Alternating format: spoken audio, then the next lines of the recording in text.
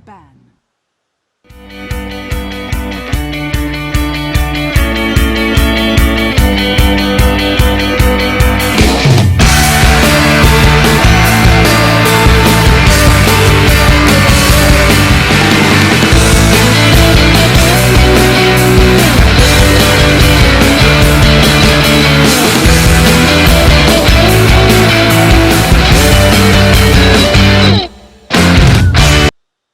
5 seconds remaining.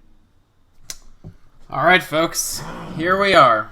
The Netolic Raid Call Pro League East Division Grand Finals. Vici Gaming versus MUFC. MUFC coming from the winner's bracket, 1 game advantage. Vici Gaming seeking to prove that after coming out of the loser's bracket, they can take it all and they deserve... well, they're actually in the TI3 qualifiers. MUFC, of course, in the TI3 invites. But Vici Gaming, nonetheless, looking to bolster their resume a little bit with a win here.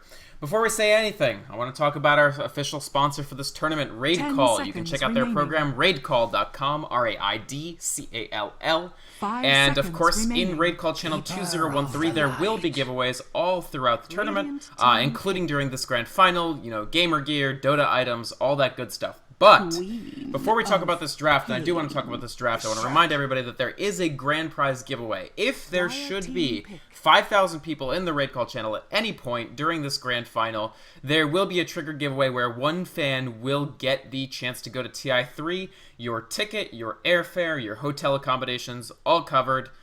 Good luck to everybody there. We will keep a little eye on how many people are actually in the Raid Call channel. You can see that little counter on the right side. Tell your friends, tell your family, all that good stuff. Get on the Raid Call channel 2013. 10 seconds Here we go. Remaining. I am Vickerbond, my co-caster El Presidente. How you doing, 5 man? seconds remaining. I am doing okay. You are super quiet. I'll fix that. Why don't you talk to me a little bit about this draft, since I jabbered about so many non-draft related things? You know what? Oh, wait. Okay, there we go. This is actually more fun now. So MUFC is actually pulling out a very, I guess, sort of new strat coming out of Southeast Asia and China. It's a very heavy split-pushing strat, mostly built around Lone Druid and Juggernaut. And the reason why it works so well is because the Lone Druid Bear has 27 health at level 7. The Healing Ward basically makes it invulnerable unless you kill the Healing Ward, which most people seem to miss when there's an angry bear chasing after you. That said, there's a lot of pushing power coming out of that just from Juggernaut alone, just because the Healing Ward is that good at pushing, as well as Blade Fury making it very easy for Juggernaut to do damage to towers without really threatening his own position. On top of that, they're running the Keeper of Light support, which makes that lane very sustainable. Also, potential kill lanes coming out of Juggernaut and Keeper of Light, a very classic combo coming out from China, really, a very old one. Almost as popular as Jug CM. To be absolutely honest. Lone Druid will be probably running the offlane for MUFC as well. For Vici Gaming, they're running a more gank-oriented lineup, coming out with Queen of Pain and Lifestealer. I wouldn't be surprised to see a Lightning Storm Leshrac coming out of Vici Gaming in this game, just because it does enable them more killing potential than Edict in most situations. So that is a possibility coming out of Vici Gaming. The bans, on the other hand, very standard. Vici Gaming do choose to ban the Shadow Demon out in their first 2, and that's primarily to really prevent that option from blocking Lifestealer, as Bane isn't nearly as popular in Southeast Asia as a counter to Lifestealer as Shadow Demon is. Right, Shadow Demon definitely much more common, but Bane is picked up sometimes as well. Yeah. What we might see is MUFC sort of not taking a direct response to the Lifestealer, but just looking to sort of pushed through and win regardless of what ZSMJ's development on the Lifestealer is. And of course, this is something we've seen. People who are just joining us now may not sort of know the history of ZSMJ, at least since he came back to Dota 2, but he's actually been on the semi-carries like Lifestealer a lot more than he's sort of gone back to just the super hard carry, Medusa all the time style. That's really not what we've seen from him since he's come back. Instead, VG have this multi-core lineup, like you sort of like you see here, with sort of CTY on something very, very aggressive in the middle, whether that be something like Queen of Pain or even a little bit more of a carries type hero like Dragon Knight. And then he pairs with ZSMJ and sometimes with XTT on a third sort of hero with carry capability, and they sort of take over the game in the mid game. And that's basically what we see here. What do you think MUFC have to do to make sure that CTY doesn't just take over this game as the Queen of Pain? That's definitely going to be the bigger problem for this particular matchup. For the Lifestealer, MUFC already have answers. They have 2 soft counters in the Lone Druid and the Juggernaut. The Bear doesn't care if you're raged or not, it will entangle you anyways. And Juggernaut, the bulk of his damage comes from his Omni Slash or his right click. So, actually, even better, when you're raged, because Blade Fury is doing no damage to the Lifestealer, he can just start auto attacking you instead while he's Blade Fury. So it's actually kind of a double-edged sword for Lifestealer in this particular matchup. Juggernaut has the edge. Mm. All things considered, MUFC do need to pick up some counters at the Queen of Pain. So for their solo mid, they got to pick someone with a strong silence. 10 seconds remaining. Sadly, Puck has been banned. Or Right. someone who will typically rush that Orchid. 5 seconds So remaining. we might see, and I say this with extreme reservations, maybe a Clinks because that's a CIS pick though. I don't know. Winter does have some pretty clever strats up his sleeve, but I don't know if we'll see the Clinks. I don't know. I still think we could see Magnus. The only issue is now FY because Magnus is MUFC banned. chose not to. Oh, it's banned. Sorry, it's banned in the first phase. Totally my bad there, folks. I spaced out, saw that horn, and was like, what hero could that possibly be? We do see FY taking the Rubik, and I think this is more of a comfort pick rather than a sort of meta pick. The Rubik provides a very good setup stun for the Leshrac, possibly one of the best available to make sure that Split Earth does land. And secondly, FY has just performed very, very ably on the Rubik, both in this iteration of VG and even in the previous iteration, the one with Sidon. So it's a very, very strong hero for him personally. It's not that there are so many incredible spells to steal on MUFC, although there are some useful ones. But it's more about the fact that this Rubik provides the Leshrac Rubik support combo, which is very strong. Ooh, so MUFC definitely going heavy. So no silences, just going to push right through and using that middle Dragon Knight most likely.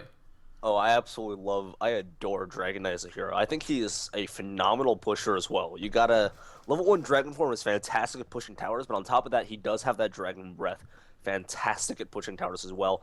Dragon Knight does not fare that well against Queen of Pain, though, because Queen of Pain does do a sizable amount of magical damage, and at that point, Dragon Blood does really nothing. So, but this is a serious tricore coming out of MUFC. Like, this is going to be difficult to deal with if the game drags on past the 30-minute mark. Right, definitely. And how do you think the... Well, Dragon Knight's also really good against Lifestealer because Yes. armor pretty much gimps Lifestealer's damage output against Dragon Knight. Although Feast will be good, especially if Dragon Knight starts stacking survivability items, because let's say he's being killed by the Queen of Pain and Weaver, he starts to build out strength, and then suddenly Lifestealer can do good damage, even with the armor taken out. That said, I think we probably would see something like a pretty fast BKB for Dragon Knight here. Yeah, I would definitely say fast BKB. It's really Dragon Knight's big weakness is against magical damage, so BKB, definitely one of his better pickups. If you don't want to go BKB, you can always build a pipe on Dragon Knight instead. So, right. And so basically they just need to fill this out with one more support choice. And something to pair up with the Keeper of the Light into that tri-lane, most likely with Juggernaut, I guess, I think Bane works great in this situation. You can use Nightmare to set up the Illuminate and the Blade Fury, as well as... yep, there it is. Oh, yeah. Yep. That's definitely a good call. One of the nice things about MUFC and their style of drafting is I really think it's not particularly regionalized. It's not like they only do C picks or they only do sort of Asian style picks or what have you. Winter's really willing to mix it up a lot and take whatever from whatever scene that he thinks is useful. So we see the Dragon Knight mid here. Originally, definitely a Southeast Asian, or something that was very, very popular in Southeast Asia, especially if it's on the armlet. But something that more lately we've seen all over the place. The Bane also, as you mentioned, a little more popular in sort of the Russian CIS scene, but also used in other scenes as well. And overall, I think this is a very, very strong lineup. Keeper of the Light, Bane, and I guess Jug? Yeah. And then Dragon Knight mid and FCFC on the Lone Druid on the solo. This is a really dangerous lane for anyone besides Weaver, to be honest. And the main reason for that is Nightmare will set up everything that MUFC are looking to set up in that lane. So, right, it's dangerous. It's really dangerous. All right, so let's introduce the teams. Looking towards VG, they did have a slightly longer road here. They got sent down to the losers bracket by Netolic SG in the winners bracket semifinals. But here they are. They're back. They've clawed their way back in, and we'll see what they have in store for us today. In the tri-lane, we have Fenrir on the Leshrac, FY on the Rubik, and ZSMJ on the Lifestealer. In the middle, we will have CTY on this Queen of Pain, and we'll see what sort of explosive play you can bring to the table in this game. And finally, XTT on the solo lane Weaver. For MUFC, we're seeing that Han Trash player will be playing the Juggernaut. We got WWK. Is that... That is... I can't remember what that is, but we'll look it up in like 2 seconds.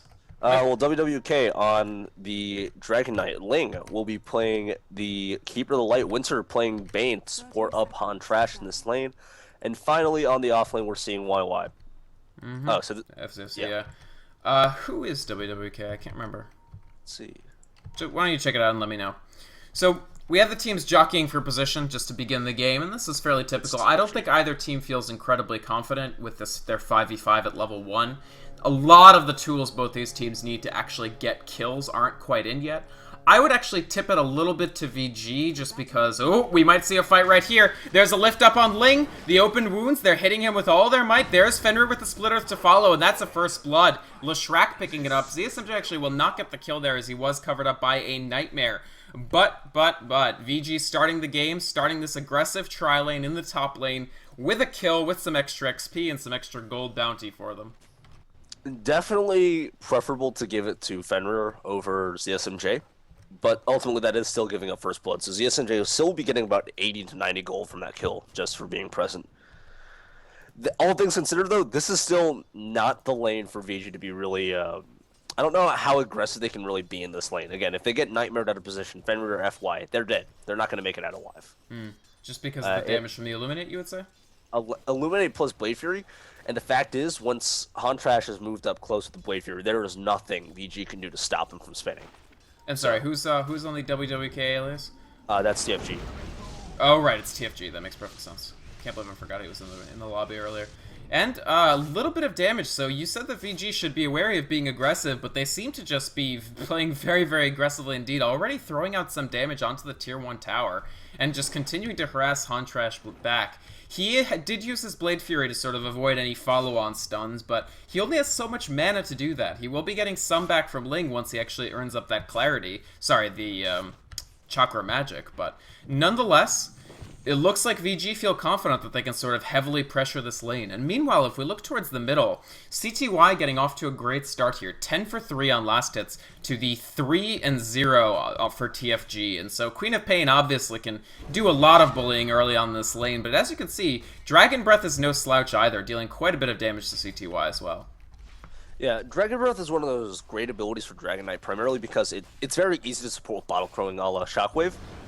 But it's also pretty strong harass, and it does help him push out the lane, so if he wants to contest runes later, he does have that option, so... You'll actually find a regen rune on bot, but he can't pick it up until the Shadow Strike disappears. Does he not have bottle? He doesn't have bottle. Yeah, it's coming to him. It's being crowed. Yeah. It's fine. It's smarter to just take the regen rune and wait for the bottle, rather than wait for the bottle before taking the regen rune. It's just vastly better to actually make sure that you can get back to the lane, get that XP, and be alright in that respect. So, we've got a disconnect. I do think he's reconnecting for lag issues. Can you read that? No, I can't. What a disappointment, URL press. Something is not good today. That's all I know. I don't know what Wang Liu means, but I know what Buhao is not good. Right. Jintian's today. Well, I could have done that. Alright. Alright. It's okay. It looks like we're good to go. So XTT back in. He's in this 1v1 lane against Lone Druid. This is a fairly even lane, I would say.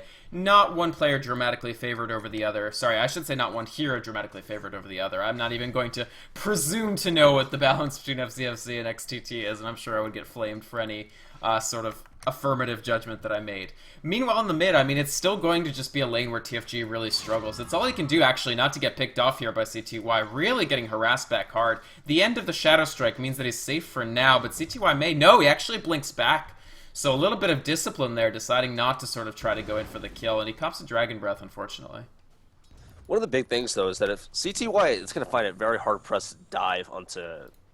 to TFG. Mostly because if you dive onto TFG and you didn't get the kill, you're going to be he might go for it here. TFG actually taking a lot of damage. CTY is under the tower. He's going to take a couple tower hits, but he may break down TFG. It's going to be very, very close. They kill each other nearly at the same time, but that critical few milliseconds actually favor TFG. He gets that first kill.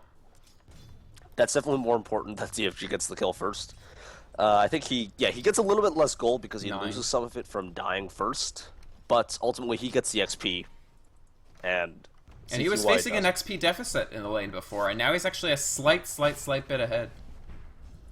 Yeah, and that makes a huge difference, ultimately. Oh, lift up on Ling. They might try to go for the combo here. The Split Earth actually does not land. A rare error. Ling taking a lot of damage from ZSMJ. It does look like the kill comes through with ZSMJ. Meanwhile, Hontrash player is spinning up onto Fenrir. The Blade Fury is dealing an incredible amount of damage, but his health is very, very low. He picks up a kill, but immediately dies, actually. Killed by a neutral. Wow. And Winter, meanwhile, manages to pick off FY with another Brain Sap, and ZSMJ forced to retreat. So actually, MUFC really getting the favorable trade. Here comes TFG. ZSMJ, one more melee? Yes! Dragonite enters the board, 2-2-1 now, his record, using the haste turn to just head back to middle. And wow, this lane was looking pretty good for VG, and all of a sudden, MUFC taking a very convincing lead. Hontrash with the kill and managing to deny himself on the neutrals. That's a big deal. Oh, TFG's coming back. He still has the haste turn. Nice telekinesis from FY. It actually stuns out Hontrash. Very nice play from this Rubik here, actually. Incredibly good. Yeah, that was absolutely great movement. There is a very aggressive ward by VG in the jungle here, so that did help them out when that engagement started. But the fact is, with Hontrash dying to the neutrals, that's a huge loss for VG, because I think it's bugged where they're not getting nearly as much XP as they should be getting from neutrals getting denies. Right, I mean, you get far less when somebody is not on the No, I mean, like, you get less, but I think there's some sort of bug right now where you actually you get less than you're supposed to right now, even with that. Interesting. I didn't actually know about that. Yeah, I think I saw that on the official bug list, but right. Regardless, still a big win for VG that Hontrash did kill himself after getting a kill on neutrals. Ling, not so lucky, but ultimately still not the biggest deal. A big win for MUFC, you mean? I mean... Yes, I mean for MUFC. Right. Big loss for VG. Also the fact that good rotation from TFG. Lots of damage. Fenrir could be in trouble here. The Blade Fury on top of him. Yes, there's nothing they can do at all. Just the Brain Sap and the Blade Fury damage enough for another kill. Meanwhile, in the bottom lane, FCFC manages to pick up a kill on XT right during the same time. And now with the Weaver dead, they're not winning this lane. The Entangles are more and more scary, about halfway through level 7 for FCFC, and the top lane is coming a little bit apart. Do you think this is a substantial deficit for VG, or is it something that they can still make up? This is an early problem. Luckily, ZSMJ, like, his Lifestealer will fare okay against Lone Druid. It's not a great matchup, mostly because if he gets entangled, that's a big problem. Weaver, definitely a good option, but it also comes down to if they can't get farm onto ZSMJ and onto XCT, they're not going to do well. They're not going to be able to win this game, ultimately. And they are getting farm on ZSMJ, certainly. XCT's farm isn't that spectacular right now. He has a bottle that he's been crowing, but that's about it. So, right. And the dual bottle crow is something we've seen fairly. XCT. Oh, XCT is actually entangled again. He's going to have to time lapse out of it rather. But this bear, once it hits entangle, it's just such a dangerous situation with a low HP hero like Weaver. Still with, I mean, no real boots or anything. It's a very difficult situation. TFG picks up an Invis rune. He might try to go ganking in a bit as well. And this is a long stun, 2.5 at level 1. It's actually very scary. And if he sort of gets the jump on one of these heroes, whether it be Weaver or somebody in the top lane, it's just going to be more and more danger. The flip side is, CTY still getting fantastic farm in this middle lane. He has not left this lane. He has just sort of sat here, picking up that farm. He's got the Rib of the Magi, most likely, I guess, for power treads? Power treads are just going to skip tier 2 boots and just go straight to the Orchid. Do you think that's what'll happen? Possible. I don't really know right now. It's hard to say just because I'm trying to think, like, is the silence really worth it on MUFC's lineup? Right. And I find it hard pressed to say, unless you're going specifically for supports, no. Sure. And honestly, I think CTY could probably just blow up a couple of the supports before, the silence would even be needed anyways. So it's hard for me to say. It looks like VG are going to do some of that massive support coordination and rotation, but FCFC, he knows this is coming. He's going to pick up a TP scroll. He may well get out. There's no stun. There is a stun. FY will lift him. There's the splitter. There's a lot of HP to actually chew through, but I don't think anybody will come to his aid here. Unfortunately, FCFC, he's taking a lot of damage. It's probably going to be a kill. Yes, it is. It goes to FY. So this support rotation, this is so critical to VG's plans. Maybe if the top lane had gone better, they would have done it earlier. Oh, in the mid, CTY actually chased off completely by a TFG, but he will escape with his life. And VG, I think the lane didn't go quite as well. Actually, ZSMJ in a little bit of trouble getting Blade Fury. He will actually TP out, so he doesn't feel safe without his supports here. He's going to leave. Winter, of course, oh wow, he's about 2 creep kills away from Fiend's Grip, so it's probably wise that ZSMJ left when he did. Yeah, if he was there and Winter had Fiend Script, that's basically instant death for poor ZSMJ. That said, I'm still concerned that he's walking back to lane.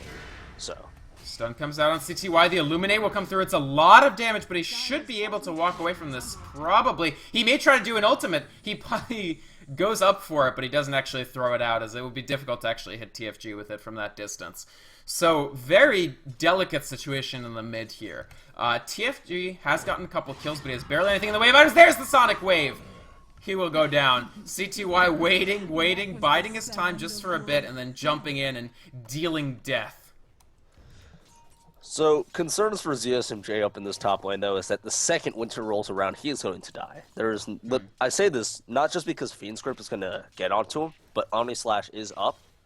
So yeah, Omni slash Fiend's Grip would definitely be very, very dangerous. And I think CSMJ, cognizant of that, you can see him sitting back here a little bit. What they've done is, now with the rotation of FY and Fender... Ooh, I've totally missed a kill in the middle, actually. CTY getting very, very dangerous. And this is the thing. CTY has really found his form as a mid player for VG in a way that he never did when he was the one role. He really can just reach out and get kills. And we saw him do it on Dragon Knight. We unfortunately didn't see him do it on Keeper of the Light. That's my fault there.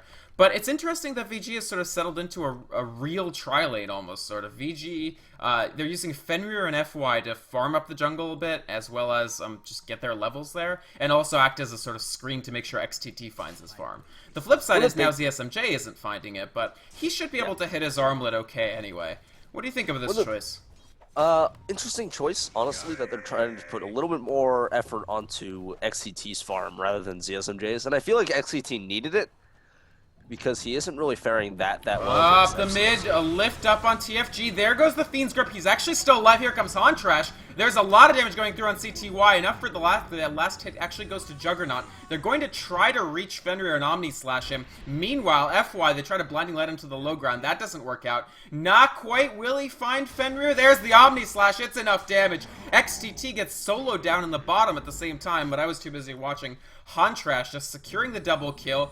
They clear out the middle lane, only FY survives, and meanwhile, pressure is going to start to get put on this bottom tier 1 tower by SFC after picking up that kill on Weaver.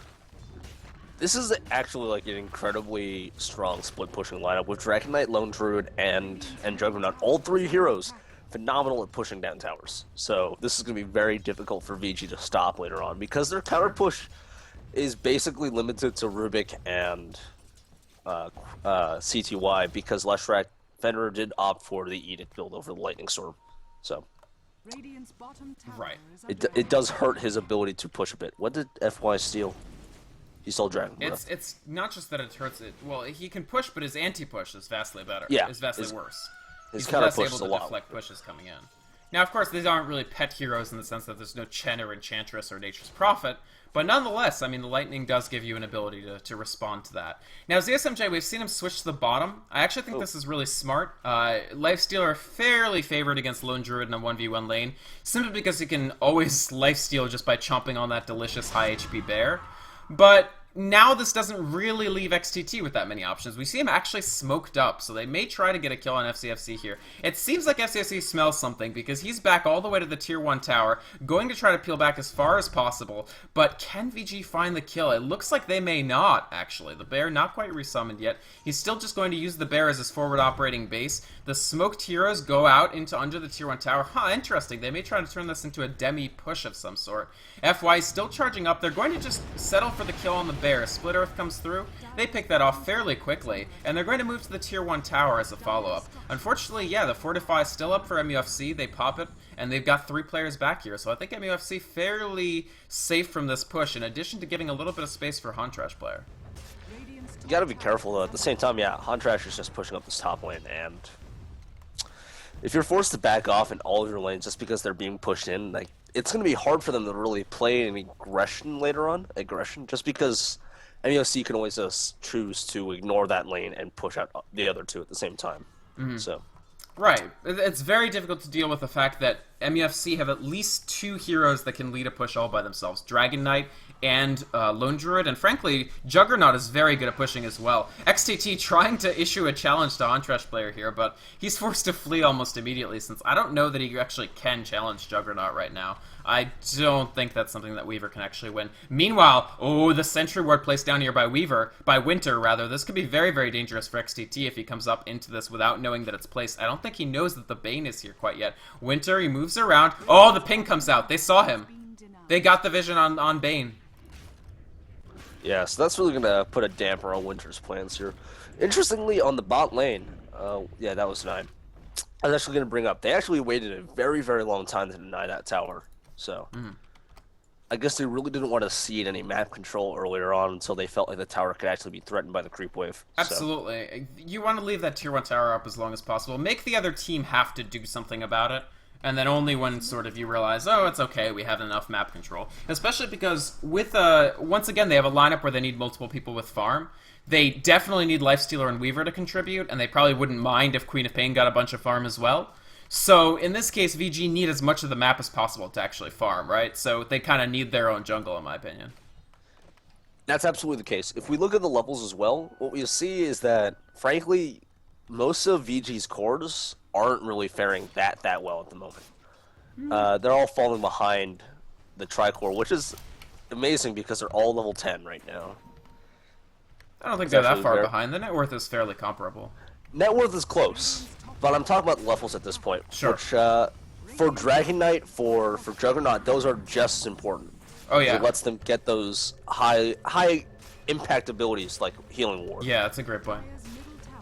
So we may see a fight in the middle. VG actually picking up that tower kill. There goes the open wounds. Ling taking a lot of damage from Lifestealer. Nice, actually, Nightmare, but the ultimate from Queen of Pain comes through. MUFC looking to chase VG a little bit here. The Fiend's Grip will go out. FY taking a lot of damage there. Winter is interrupted. He gets picked off. Blade Fury coming through for massive damage, but at open wounds on TFG, he can't walk away from this. It's actually a double kill for XTT's Weaver here. And FCFC and Hontrash sort of forced to just retreat. All they get is the Rubik in exchange for a grip of heroes. It seems like MUFC was kind of just running it one at a time. Ling got picked off, then Winter got picked off, the next... not XCT, then TFG got picked off, and it's like they all kind of just walked in and died one at a time. Right. It was, well, I feel like VG sort of, MUFC couldn't decide whether or not they wanted to defend the tower. It died very quickly because, of course, Fenrir does have that heavy Diabolic Edict build, and as a result, they just had a couple players caught out. Winter, I think Rubik was a smart pickup to actually Fiend's Grip. You run the risk of Rubik stealing your Fiend's Grip otherwise. Obviously, it's one of the easiest spells to steal as long as it's not on you. So it was a smart decision in that respect. Hontrash just harassing XCT out of the lane here. But it was a difficult fight for MUFC, and it's one in which VG, I really feel, earned a substantive advantage. They get the tier 1 tower here, a few kills, seize that map control back a little bit. They still have their tier 1 top. It's actually just outside of deny range. Oh, FY! He spots out a big group of MUFC heroes coming in, and XCT just going to jet on out of there using his Shukachi.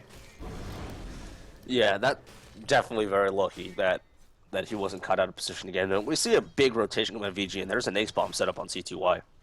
Queen of Pain carrying that payload. 30 seconds left on her ultimate, actually. FY, once again, way up. He actually gets entangled very, very quickly. The Blade Fury will come through, but FCFZ, he takes a massive amount of damage, and XCT will actually get the kill here. He's chasing Ling out. Meanwhile, Hontrash dies to a Queen of Pain Scream, and, oh man, TFG gets relocated by Keeper of the Light. He can't possibly be happy about this. Do they have a stun? They may not. He will escape a buyback from Hontrash player, but it's MUFC has probably already lost this. Once again, FY, the trade for 3 heroes and a buyback.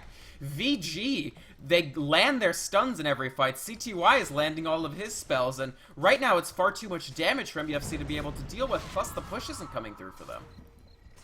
We finally see that because of those last couple of fights going so poorly for MUFC, that levels are going heavily in favor of VG at this point.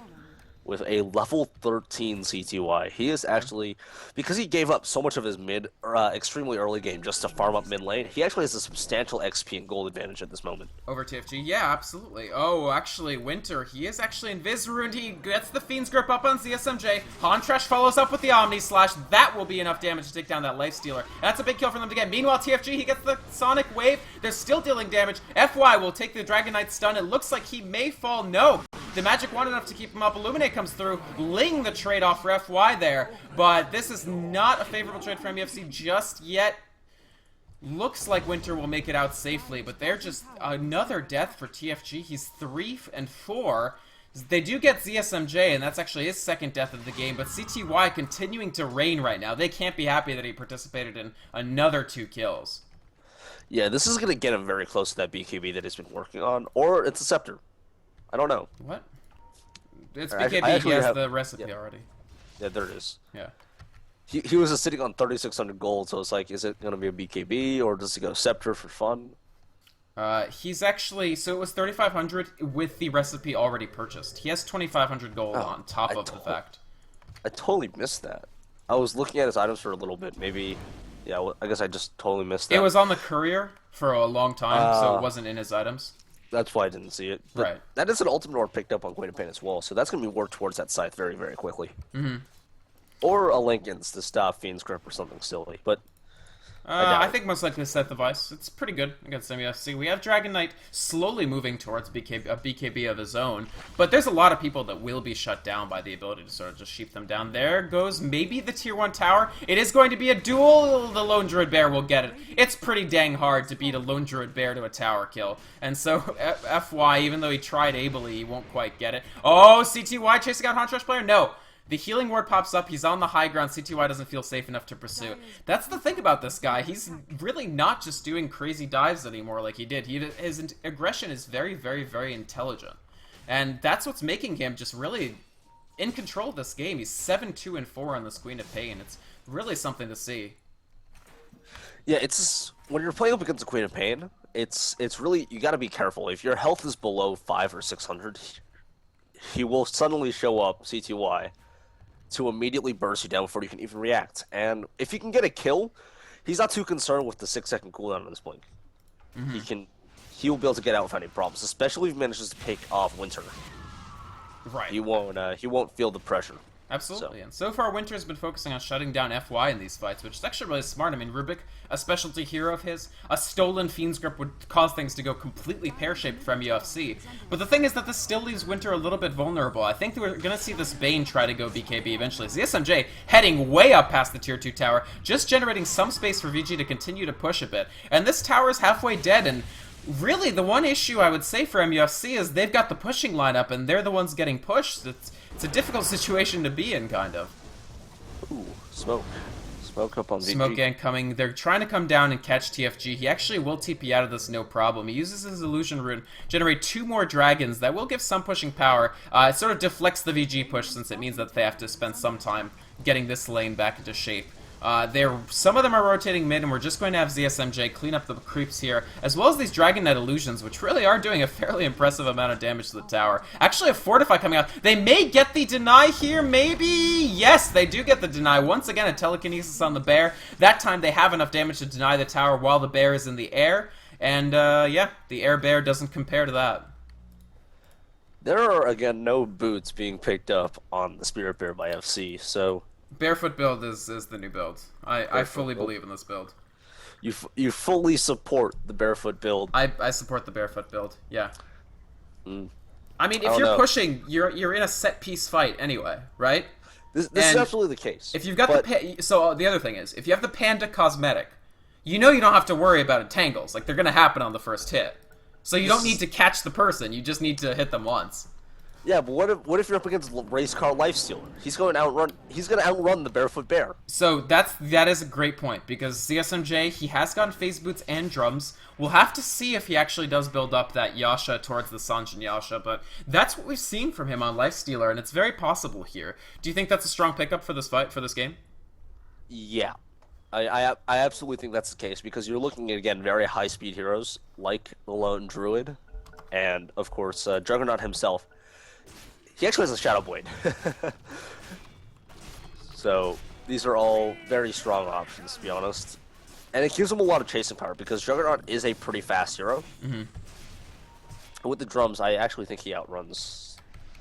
Yeah, he will outrun Lifestealer. Oh, that's why he gets a little bit caught out again. The Blade Fury will come through. It's not quite hitting him. He actually steals the Blade Fury and Blade Furies himself away. Nice little trick there. It looks like MUFC going to try to seek the Roshan to equalize this game, because right now they are a little bit down. Actually, not that far down, but this is a kind of a risky play. If VG actually interrupt this, it could be very, very dangerous. The healing ward is down. They're actually out of the Roshan pit now, having done about 2,500 damage to it. This is still a fairly healthy Roshan. This isn't a situation where VG could just come in and pick it up. We have Yasha up on XTT's Weaver.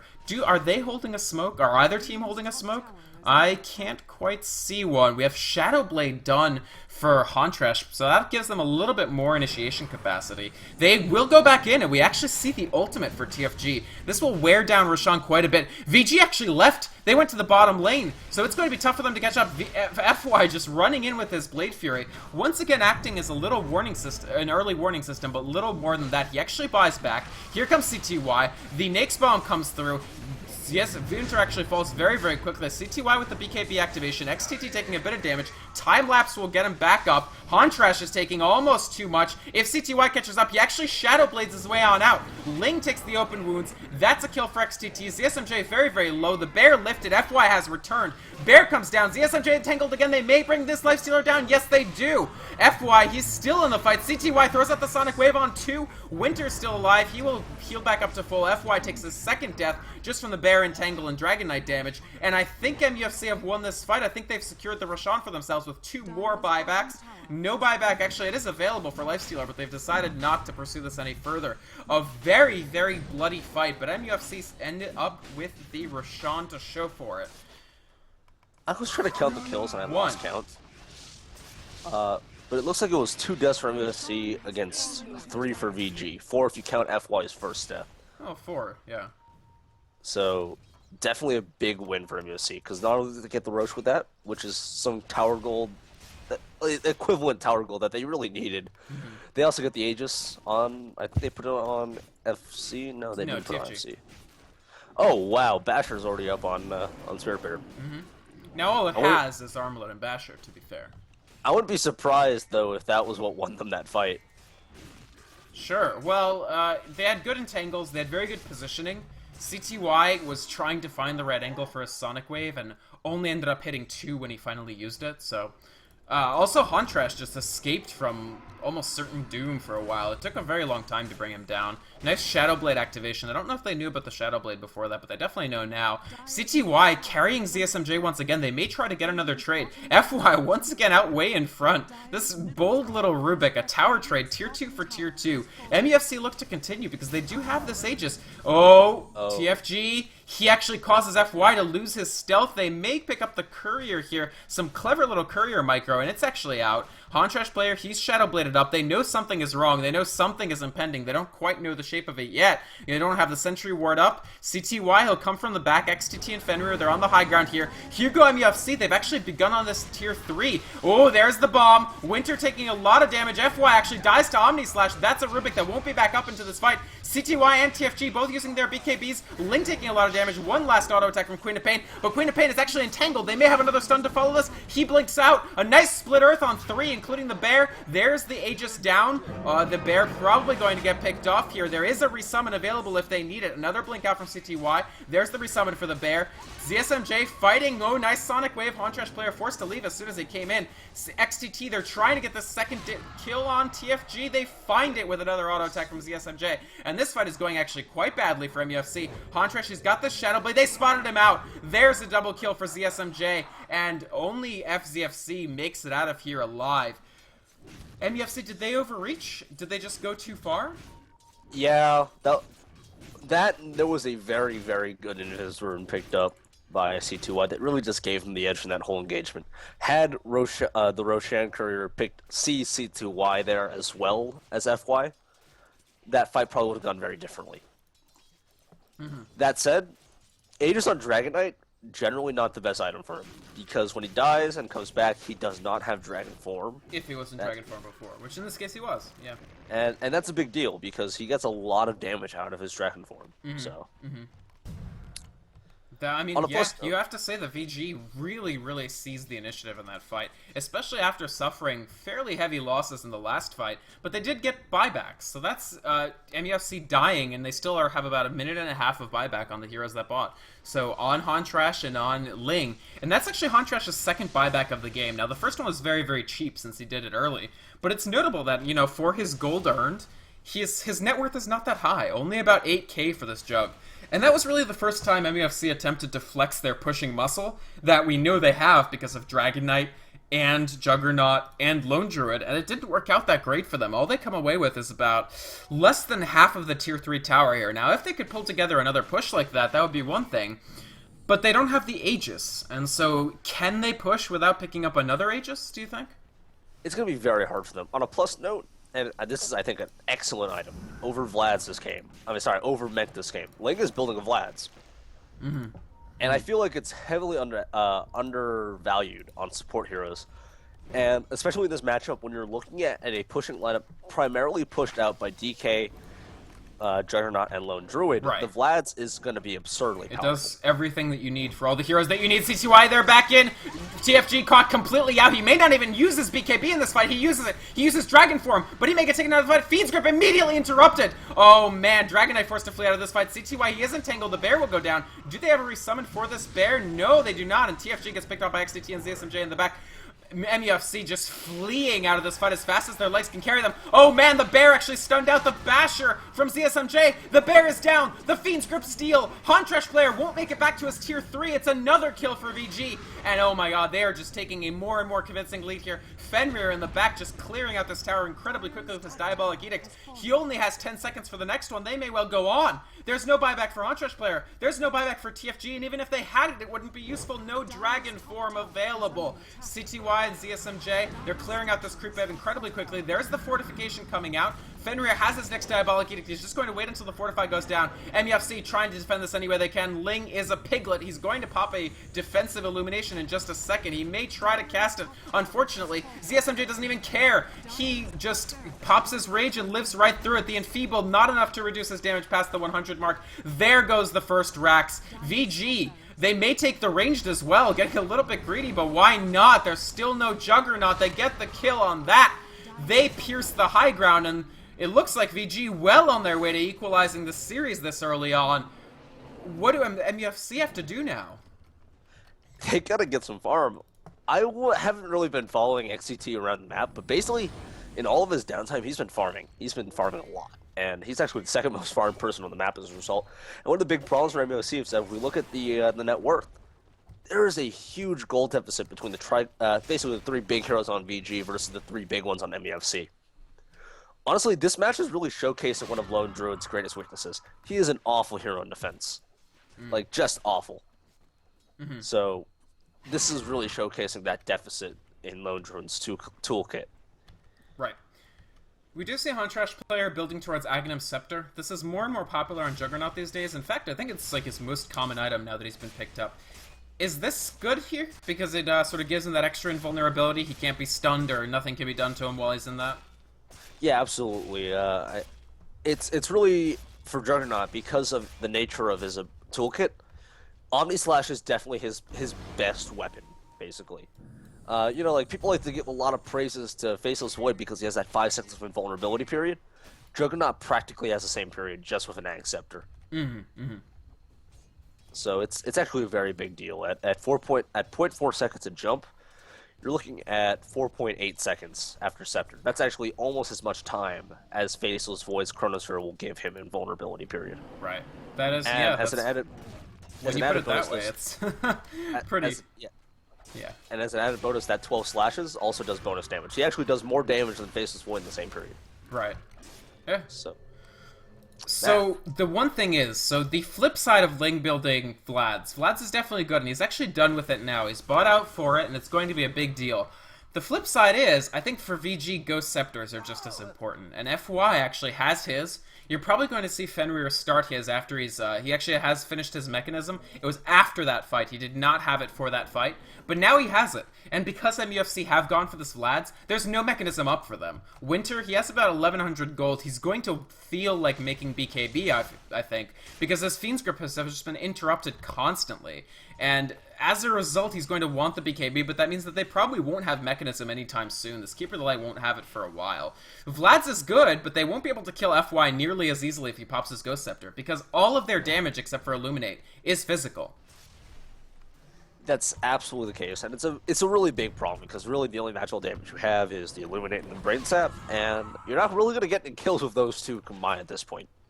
Right, right. It's very, very difficult. And Rubik, I don't think he has enough... Yeah, he has enough health that he won't just immediately die to Brain Sap plus Illuminate. It's plus he's going to start resisting a little bit of the Illuminate damage. Not the Brain Sap damage, of course. The Null Field, though, is a big deal.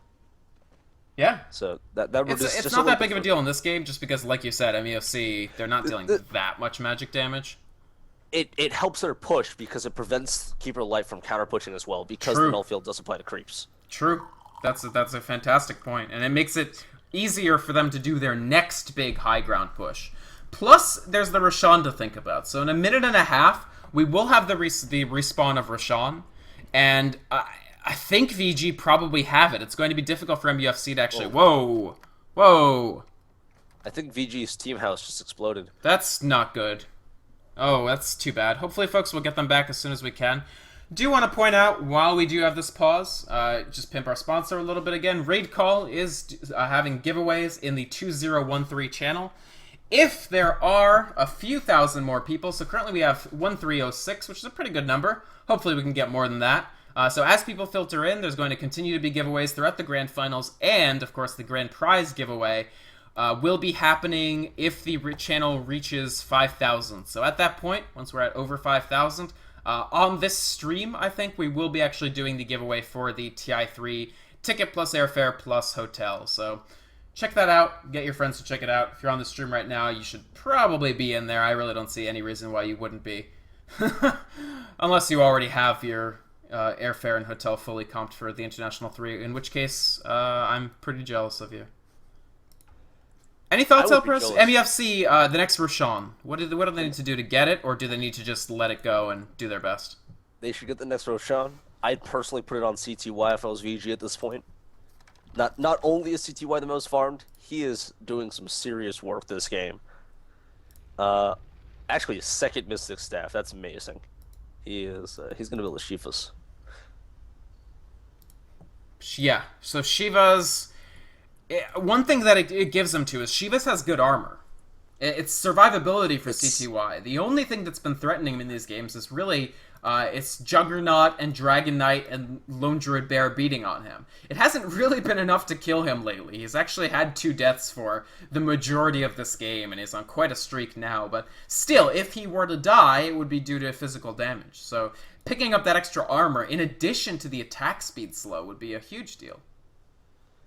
That's absolutely the case, and the attack speed slow I think is going to be a bigger deal for the most part, because you're really at this point, it looks like they're trying to ward off MUFC from being able to kill out ZSMJ or XCT in these fights. So, like, they've been trying to kill CTY. Yeah. Like, MUFC have been trying, and they haven't been getting a lot done there, to be honest. Just Queen of Pain is really tanky right now. With the BKB and the Scythe, that is a lot of extra strength.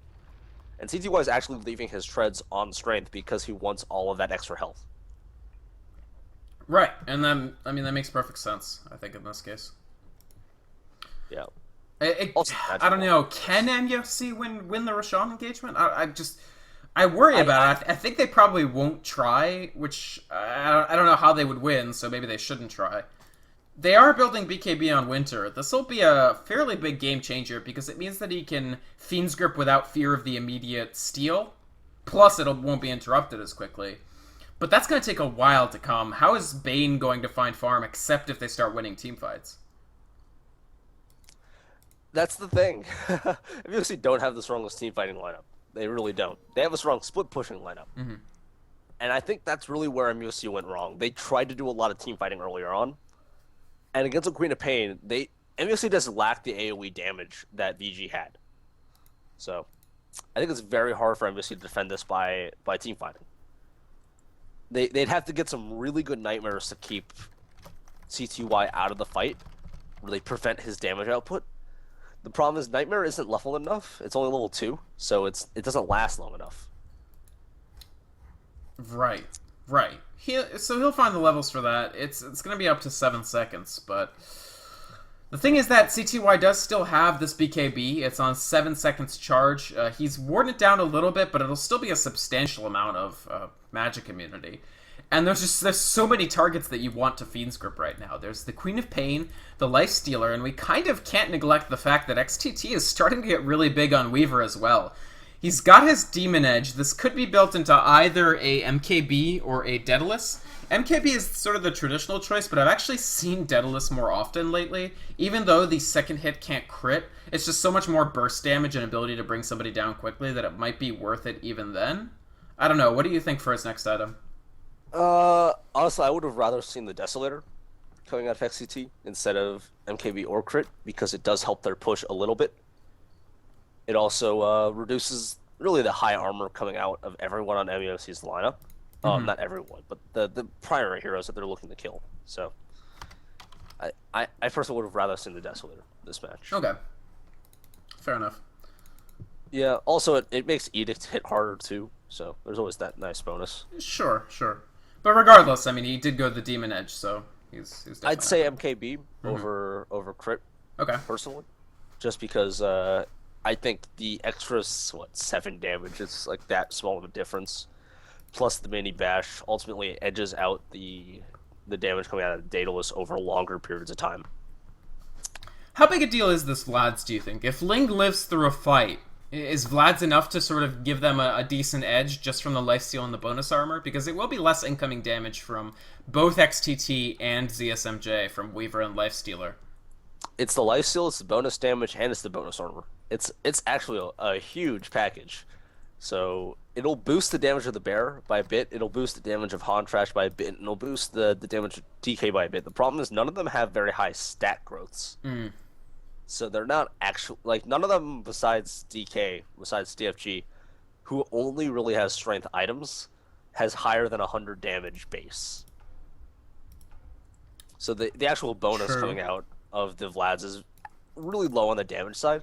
I think the lifesteal is going to be a bigger deal in this fight. Yeah. It's going to give Hontrash, basically he can pop his Omni Slash to get a little bit of health back. And their problem has been their survivability isn't quite to the point. They have to leave the fights. They sort of have to, they come in, they take a lot of damage, and then they have to leave. What I think Vlad's offers MUFC, and again, this is assuming Ling is able to survive, because right now, he's 0-8-8. Like, even TFG, who's been the tank, he's been up in the front lines every fight. He's 4-6, so he's died less than this Keeper of the Light is in the backcourt. Now, Keeper of the Light does frequently find himself as food for Lifestealer, so I'm not blaming Ling here. But the Vlad's only works insofar as the person carrying the Vlad's actually stays alive, and this makes him even more of an appetizing target for VG. By the way, folks, sorry about the issues. It looks like VG have some sort of internet problem. They are all on the same network, so the fact that they all disconnected is basically the same thing as if a team with people all in different places had one person disconnect. I am not too concerned about this just yet, but we are going to try to find out what is going on. Got any more insight about this game, Alprez, while I try to do some scouting? I do think the Vlad's armor aura is going to be doing a lot of work against Lifestealer and XT in this next fight, because it boosts the Bass aura from 2 to 5. So. It's like VG's been like trickling in and trickling out and trickling back in. It's kind of weird. And then, yeah, it looks like our Chinese contacts have also disconnected. Like Anonymous, this is weird. That's not good. It's like everyone in China that we know are dicing right now. Anonymous X isn't in China, but yeah. I thought Anon was in China, or is she in Japan? Pretty sure she's in the. It doesn't matter. This doesn't matter. Different problem. XCT is back. We got 3 out of 5. Let's make this 5. Well, no. We're not going to unpause with 3 if 3 was 5. No, I They said could try to micro it. I saw one game where... Oh. Yeah, I think they're still trying to find the right connectivity. Yeah, let's check out the ping. I don't know. Well, mine is normal. Alright, folks. Sorry about this. We are going to figure out what the situation is, try to debug it. It may require a lobby remake, although if it's an issue with VG's internal lag and sort of their internal network, we'll have to be a little more creative about how we handle that, unfortunately. So, It does seem to be a team house issue because MUFC haven't had any connection issues this entire match, so... Well, I want to check out the status and see what all their connectivity and ping is like, but I don't want to bring it up because it does have the status screen. I might bring up the overlay. All right, folks, hang on a second. I'm just gonna pull up the overlay for 2 seconds.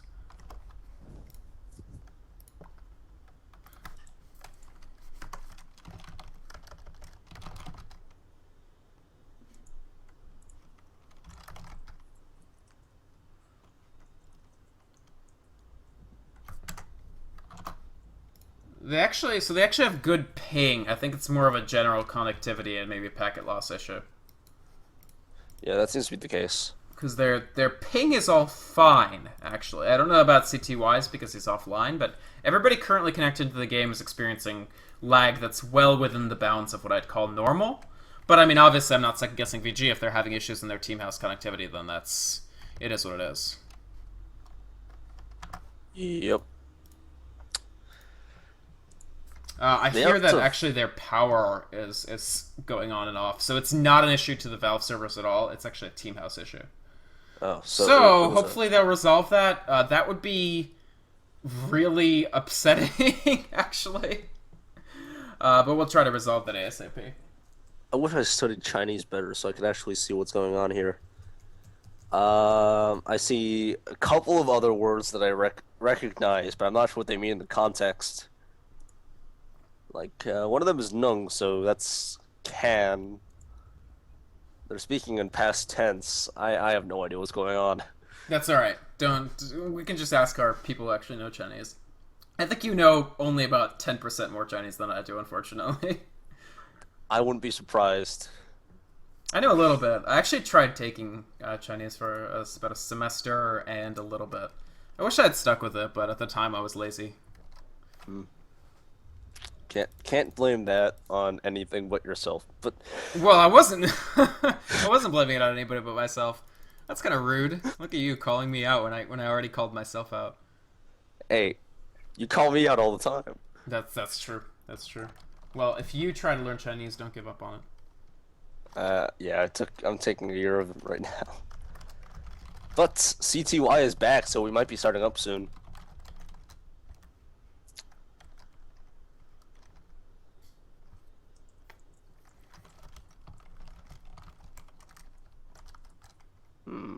Yep, that's all 5 back, so maybe VG looking to start up again.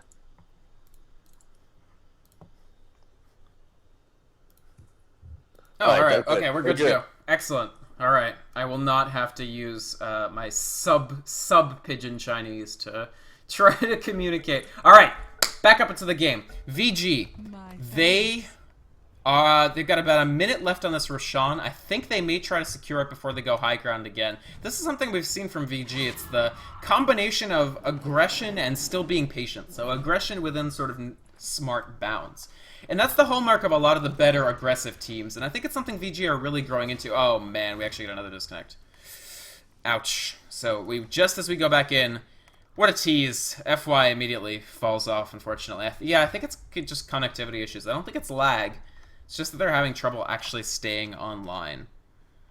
And Kent said, VG wants us when they DC, but I don't know what they want us to do. Do they just... I don't know. Thanks, thank you. Yes, that was absolutely necessary. Seems to be like the same issue Syndrome was having yesterday, so... well, that wouldn't be good, because the issue Syndrome was having yesterday was the problem that dare not speak its name, right? Oh, I thought it was completely different while I was watching it, because... Alright. Well, so interesting that FCFC is building to his Assault Cuirass. Now, the armor for that does not stack with Vlad's, right?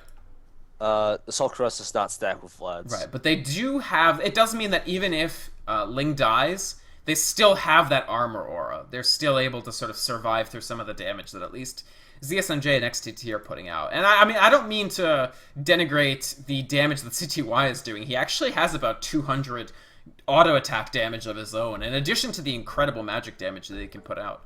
By the way, it's cool, this almost no Shadow Strike build. He's just using it for the slow and only the 20% slow. He has 6 levels in stats for this Queen of Pain, so this is a beefy, beefy quap. Yeah, it's actually really also interesting just to see that CTY right-clicks a lot harder than the majority of MUFC's lineup. I actually think... Yeah, he hits harder than every single person on MUFC's lineup. Wow. He right-clicks much harder. Wow. So in a duel, in a straight-up just fist fight, MUFC are not going to win. It's really they have to sort of finesse a win somehow. Yeah, the big problem, though, is that the sad thing about CTY's whole thing is that this isn't even the bulk of her damage for Queen of Pain. It's not the right click that matters. It's the magic. And we've got about 15 seconds for the Roshan, so we're counting down to it. Both teams sort of being pretty cagey right now. MUFC trying to play defensively.